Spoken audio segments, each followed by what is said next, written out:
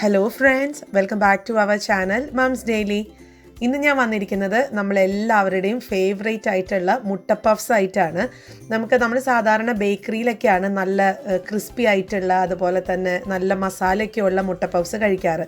എന്നാൽ ഇതേ മുട്ട പഫ്സ് വീട്ടിൽ തന്നെ ഓവനൊന്നും ഇല്ലാതെ നമ്മുടെ വീട്ടിലുള്ള ഇഡ്ഡലി തട്ടിൽ വെച്ചിട്ട് നമുക്ക് നല്ല ക്രിസ്പി ആയിട്ടുള്ളതും അതുപോലെ തന്നെ നല്ലൊരു അടിപൊളി മുട്ട മസാലയൊക്കെ ഫില്ല് ചെയ്തിട്ടുള്ള ഒരു എഗ് പഫ്സ് ഉണ്ടാക്കിയെടുക്കാൻ പറ്റും. അപ്പോൾ അതെങ്ങനെയാണെന്നുള്ളതാണ് ഇന്നത്തെ ഈ ഒരു വീഡിയോ കണ്ടു നോക്കാം.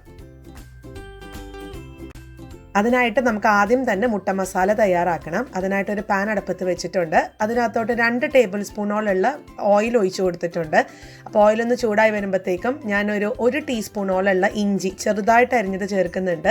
അതുപോലെ 1 ടീസ്പൂണോളുള്ള വെളുത്തുള്ളിയും ചെറുതായിട്ട് അരിഞ്ഞത് ചേർത്ത് കൊടുക്കുന്നുണ്ട്. അപ്പോൾ ഇനി ഇത് രണ്ട് നമുക്ക് ഇതിൻ്റെ ഒരു പച്ചമണം മാറുന്നത് വരെ ഇളക്കി കൊടുക്കാം. അതുപോലെ തന്നെ നിങ്ങൾക്ക് കറിവേപ്പിലയുടെ ഫ്ലേവറൊക്കെ ഇഷ്ടമാണെന്നുണ്ടെങ്കിൽ അതും ഈ ഒരു സമയത്ത് ചേർത്ത് കൊടുക്കാം. ഞാനിവിടെ കറിവേപ്പില ഫ്രഷ് ആയിട്ടില്ലാത്തത് കൊണ്ടാണ് ചേർക്കാൻ.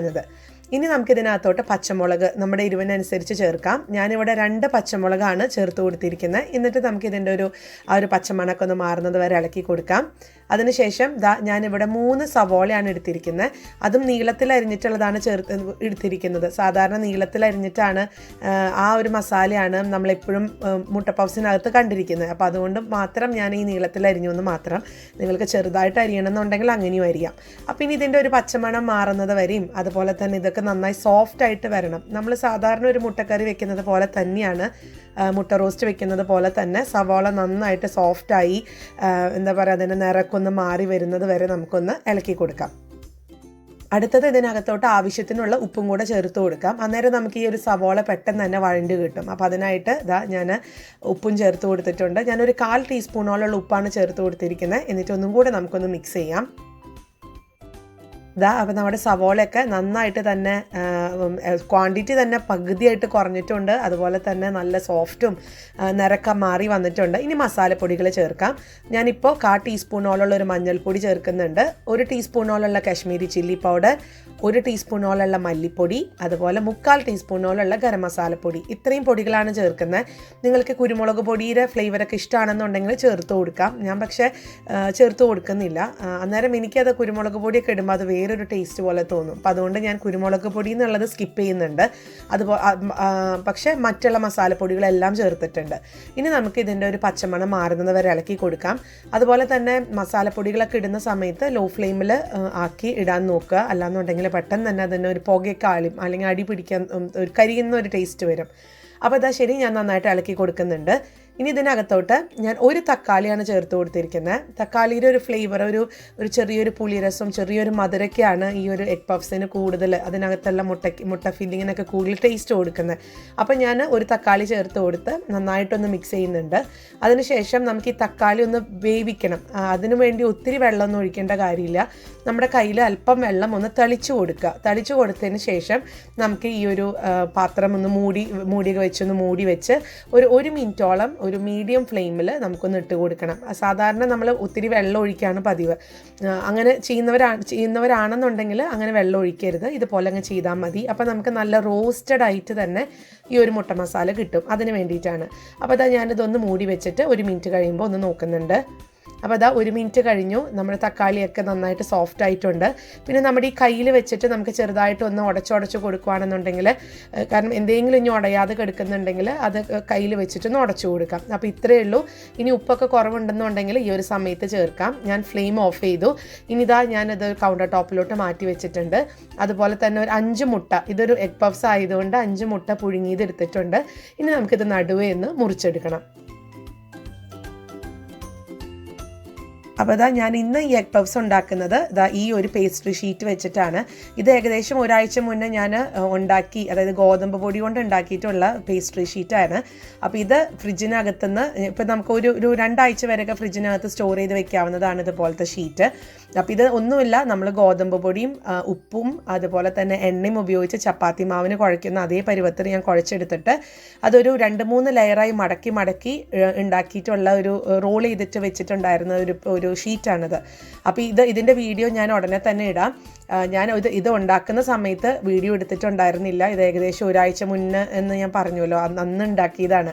അപ്പോൾ ഇന്ന് ഞാൻ പഫ്സ് ഉണ്ടാക്കുന്ന സമയത്ത് ഈ ഒരു ഷീറ്റ് വെച്ചിട്ട് ഉണ്ടാക്കുന്നത് എങ്ങനെയാണെന്നുള്ളത് ഇപ്പം ഞാൻ കാണിക്കാം. പക്ഷേ ഉടനെ തന്നെ ഈ ഒരു ഷീറ്റ് എങ്ങനെയാണ് ഞാൻ ഉണ്ടാക്കുന്നതെന്നും അതുപോലെ തന്നെ അതെങ്ങനെയാണ് ഫ്രിഡ്ജിനകത്ത് നമുക്ക് റോൾ ചെയ്ത് എടുത്ത് വെക്കാം എന്നുള്ളതിൻ്റെ വീഡിയോ ഞാൻ ഉടനെ തന്നെ ഇടാം. അപ്പോൾ ആ ഒരു വീഡിയോ കാണണം എന്നുണ്ടെങ്കിൽ കമൻറ്റ് ബോക്സിലൊന്ന് അറിയിച്ചാൽ മതി.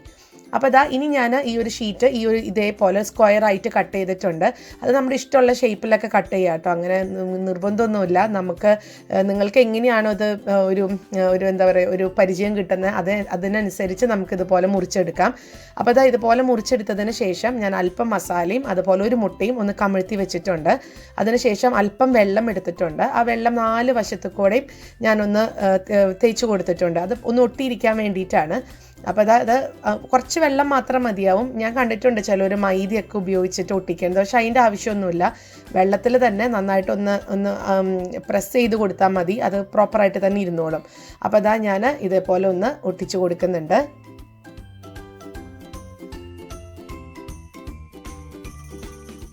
അപ്പോൾ നമുക്ക് നല്ല പെർഫെക്റ്റ് ആയിട്ടുള്ള ഒരു പഫ്സ് ഇവിടെ കിട്ടിയിട്ടുണ്ട്. നമുക്ക് ആദ്യം ഇതുപോലെ ഉണ്ടാക്കുമ്പോൾ ഷേപ്പ് കറക്റ്റ് ആണോ എന്നൊന്നും നമുക്ക് ഒരു സംശയം ഉണ്ടാവും, അയ്യോ ഇത് കറക്റ്റായിട്ടാണ് വന്നിരിക്കുന്നത് എന്നുള്ളത്. പക്ഷേ നമ്മളിതൊന്ന് ഉണ്ടാക്കി കഴിഞ്ഞ് വരുമ്പോഴത്തേക്കും അത് കറക്റ്റ് ആ ഒരു എന്താ പറയുക ചൂടൊക്കെ തട്ടി കഴിയുമ്പോഴത്തേക്കും അത് പ്രോപ്പറായിട്ടുള്ള പഫ്സിൻ്റെ ഷേപ്പിൽ വരും കേട്ടോ. അപ്പോൾ അതുകൊണ്ട് ഇപ്പോൾ ഈ കാണുന്ന ഷേപ്പ് ആയിരിക്കില്ല, അതുണ്ടായി വരുമ്പോഴത്തേക്കും അത് പ്രോപ്പറായിട്ട് തന്നെ വരും. അപ്പോൾ ഇനി ഞാൻ ബാക്കിയുള്ളതും ഇതുപോലെ തന്നെ മുറിച്ചെടുത്ത് വരുന്നുണ്ട്. അപ്പോൾ ഞാൻ ഈ കാണിക്കുന്നത് കണ്ടോ, നമ്മൾ ഷീറ്റായിട്ട് ഞാനൊരു ചപ്പാത്തിക്ക് പരത്തുന്ന റോളർ വെച്ചിട്ടൊന്ന് റോൾ ചെയ്തെടുത്ത് അതിന് ശേഷമാണ് ഞാൻ കട്ട് ചെയ്തെടുക്കുന്നത്. അത് കറക്റ്റ് ആ ഒരു സ്ക്വയറിൻ്റെ ഷേപ്പ് കിട്ടാൻ വേണ്ടിയിട്ടാണ് ഞാൻ കട്ട് ചെയ്തെടുത്തിട്ടുള്ളത്. പിന്നെ കുഞ്ഞ് പഫ്സൊക്കെ മതി എന്നുണ്ടെങ്കിൽ ഇത്രയും വലിയതായിട്ട് നിങ്ങൾ കട്ട് ചെയ്യേണ്ട കാര്യമൊന്നുമില്ല, വളരെ നമുക്കൊരു മീഡിയം സൈസിൽ കട്ട് ചെയ്താൽ മതിയാവും. ഇപ്പം ഞാൻ എടുത്തിരിക്കുന്നതിന് അത്യാവശ്യം വലുപ്പമുണ്ട്. അപ്പോൾ ഇനി നമുക്ക് ഇതേപോലെ ഞാൻ നമ്മൾ സാധാരണ കടയിൽ നിന്നൊക്കെ കിട്ടുന്ന ആ ഒരു രൂപത്തിലുള്ള പഫ്സാണ് ഉണ്ടാക്കുന്നത്. അപ്പോൾ ഇതുപോലെ തന്നെ 2 സൈഡുകളിൽ നിന്ന് നമ്മളൊന്ന് മടക്കി വെച്ചിട്ട് അതുപോലെ ആ ഒരു ബാക്കിയുള്ള 2 സൈഡും കൂടെ തിരിച്ചിങ്ങ് മടക്കി വെക്കുന്നുണ്ട് കേട്ടോ. അങ്ങനെ നമ്മുടെ പഫ്സുകളൊക്കെ ഞാൻ മടക്കിയെടുത്ത് വന്നിട്ടുണ്ട്. അപ്പോൾ ഇനി നമുക്ക് ചെയ്യാനുള്ളത് ഇതിൻ്റെ ഒരു പഫ്സിൻ്റെ ഒരു കളറ് കിട്ടുക എന്ന് പറയുന്നത് ഇതുപോലെ ഒരു മുട്ട നമ്മൾ പൊട്ടിച്ചൊഴിച്ച് അത് നന്നായി ബീറ്റ് ചെയ്തതിന് ശേഷം ആ മുട്ട നമ്മളൊന്ന് പുറകെ അതിൻ്റെ മേലൊക്കെ ഒന്ന് തൂത്ത് കൊടുത്താൽ മാത്രമാണ്, അല്ലെങ്കിൽ ഒന്ന് സ്പ്രെഡ് ചെയ്ത് കൊടുത്താൽ മാത്രമാണ് നമുക്ക് ആ ഒരു നല്ലൊരു ഗോൾഡൻ കളർ കിട്ടത്തുള്ളൂ. അപ്പോൾ അതിനായിട്ട് ഞാനിവിടെ ഒരു ബൗൾ എടുത്തിട്ടുണ്ടായിരുന്നു, അതിനകത്തൊരു മുട്ട പൊട്ടിച്ചൊഴിച്ചിട്ടുണ്ട്. എന്നിട്ട് നല്ലതുപോലെ തന്നെ ബീറ്റ് ചെയ്യണം കേട്ടോ. ഈ വീഡിയോയുടെ തുടക്കത്തിൽ പറഞ്ഞ പോലെ നമ്മളിന്ന് ഇഡ്ഡലി തട്ടിലാണ് ഈ ഒരു പഫ്സ് ഉണ്ടാക്കിയെടുക്കുന്നത്. അപ്പോൾ അതിനായിട്ട് ഒരു ഇഡ്ഡലി തട്ട് എടുത്തിട്ടുണ്ട്. അതിനകത്ത് ഞാൻ അല്പം എണ്ണ, അതായത് സൺഫ്ലവർ ഓയിൽ തന്നെയാണ്, ചെറുതായിട്ടൊന്ന് തൂത്ത് കൊടുത്തിട്ടുണ്ട്. അത് ഒട്ടിപ്പിടിക്കാതിരിക്കാൻ വേണ്ടിയിട്ടാണ്.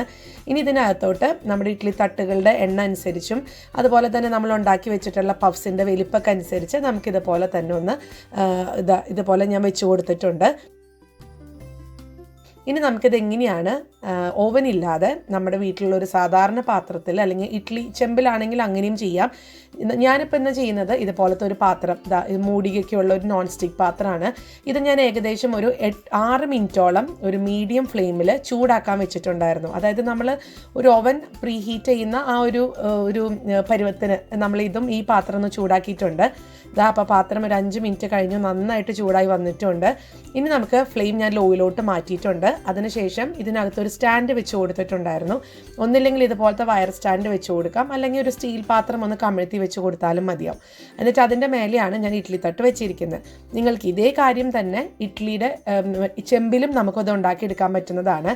ഇഡ്ഡലി ചെമ്പിൻ്റെ പാത്രത്തിൽ സ്റ്റീൽ പാത്രമാണെന്നുണ്ടെങ്കിൽ അതിൻ്റെ അല്പം ഉപ്പൊന്ന് വെതറി കൊടുക്കുക. അല്പം എന്ന് പറഞ്ഞാൽ ആ ഒരു അടി കവർ ചെയ്യുന്ന രീതിയിലുള്ള ഉപ്പൊന്ന് വെതറി കൊടുക്കുക. അതിനുശേഷം വേണം ഇഡ്ഡലി തട്ട് വെക്കാനായിട്ട്. അല്ലാതെ ഒരിക്കലും വെള്ളം നിറച്ചിട്ട് ഒരിക്കലും ഇതൊന്നും ചെയ്യാൻ പാടില്ല കേട്ടോ. അപ്പോൾ ഇനി ഞാൻ ചെയ്യാൻ പോകുന്നത് നമ്മൾ നേരത്തെ അടിച്ചു വെച്ചിരിക്കുന്ന മുട്ട ഒരു ബ്രഷിൽ മുക്കി എടുത്തിട്ടുണ്ട്. എന്നിട്ട് അത് നമുക്ക് ഇതുപോലെ ഒന്ന് തേച്ച് കൊടുക്കാം. എങ്കിലാണ് ഞാൻ പറഞ്ഞ പോലെ നല്ല കളറൊക്കെ കിട്ടത്തുള്ളൂ. നല്ല കളറും അതുപോലെ തന്നെ നല്ലൊരു നല്ല മുരിഞ്ഞൊക്കെ വരത്തുള്ളൂ. അപ്പം ഞാൻ ഒരു പ്രാവശ്യം മുട്ട ഇല്ലാതെയും ഉണ്ടാക്കിയിട്ടുണ്ട്. അപ്പോൾ അങ്ങനെ ഉണ്ടാക്കുമ്പോൾ ശരിക്കും ചുമ്മാ അങ്ങനെ പഞ്ഞി പഞ്ഞി പോലെ ഇരിക്കുന്ന മാത്രമേ ഉള്ളൂ. ആ ഒരു ക്രിസ്പിനെസ് എനിക്ക് കിട്ടിയിട്ടുണ്ടായിരുന്നില്ല. അപ്പോൾ മുട്ട ചേർക്കുന്നതാണ് നല്ലത്. ഇനി മുട്ട കഴിക്കാത്തവരാണെന്നുണ്ടെങ്കിൽ നിങ്ങൾക്ക് ഇതിന് പകരം പാല് അല്പം തണുത്ത പാൽ ഉപയോഗിക്കരുത്. നമ്മൾ ഫ്രിഡ്ജിൽ നിന്ന് എടുത്ത് മാറ്റി റൂം ടെമ്പറേച്ചറുള്ള പാല് നമുക്ക് ചെറുതായിട്ട് ഇതുപോലെ തന്നെ ഒരു ബ്രഷ് എടുത്തോ അല്ലെങ്കിൽ സ്പൂൺ വെച്ചിട്ടൊന്ന് തടവി കൊടുക്കാം. അതാണെന്നുണ്ടെങ്കിലും നമുക്ക് ആ ഒരു ഈ മുട്ടയുടെ അത്ര ഫിനിഷിങ് കിട്ടില്ല, പക്ഷേ എങ്കിലും നന്നായിട്ട് തന്നെ നമുക്ക് ഒരുവിധം കുഴപ്പമില്ലാതെ നമുക്ക് കിട്ടും. അപ്പോൾ ഇതാ ഞാൻ മുട്ടയൊക്കെ നന്നായിട്ട് ബ്രഷ് ചെയ്തിട്ടുണ്ട്. ഇനി ഇതൊന്ന് മൂടി വെച്ചിട്ട് ഏകദേശം ഒരു 15 മിനിറ്റ് മുതൽ 20 മിനിറ്റ് വരെയുള്ള ഒരു സമയത്തിന് ഞാനൊരു മീഡിയം ഫ്ലെയിമിലും ഇടയ്ക്ക് ഒരു ഹൈ ഫ്ലെയിമിലോട്ട് മാറ്റി വെച്ചിട്ടുണ്ടായിരുന്നു. അപ്പോൾ അതാ എനിക്കിവിടെ ഒരു 20 മിനിറ്റ് സമയം എടുത്തു. ഇതാ നമ്മുടെ ഒരു എഗ് പഫ്സ് നല്ലൊരു മണത്തോട് കൂടെ ഇവിടെ റെഡി ആയിട്ടുണ്ട്. അത് ചെറുതായിട്ടൊന്ന് വീർക്കും ചെയ്യും കേട്ടോ, ഒത്തിരി അല്ല, എന്നാലും ആ ഒരു കളറൊക്കെ മാറി വരുമ്പോഴത്തേക്ക് അത് വീർത്ത് വന്നിട്ടുണ്ടായിരുന്നു. അപ്പോൾ അതാ ഞാനൊന്ന് പ്രസ് ചെയ്ത് കഴിഞ്ഞപ്പോഴത്തേക്കും നന്നായിട്ടൊക്കെ പൊടിഞ്ഞ പോലെ തോന്നുന്നുണ്ട്, ക്രിസ്പിനെസ് ഉണ്ട്. അപ്പോൾ ഇനി നമുക്കിതൊരു കൗണ്ടർ ടോപ്പിനോട്ട് മാറ്റി വയ്ക്കാം. അപ്പോൾ അങ്ങനെ നമ്മുടെ സൂപ്പർ എഗ് പഫ്സ് ഇവിടെ റെഡിയാണ്. എല്ലാവരും ട്രൈ ചെയ്ത് നോക്കുക, എന്നിട്ട് എങ്ങനെ ഉണ്ടായിരുന്നു എന്നുള്ള അഭിപ്രായം അറിയിക്കുക. അതോടൊപ്പം തന്നെ നമ്മുടെ ഈ ചാനൽ ആദ്യമായിട്ടാണ് കാണുന്നതെങ്കിൽ സബ്സ്ക്രൈബ് ചെയ്യാനും മറക്കരുത് കേട്ടോ. അപ്പോൾ അടുത്തൊരു വീഡിയോ ആയിട്ട് ഉടനെ കാണാം. അൻറ്റിൽ ദെൻ ബൈ.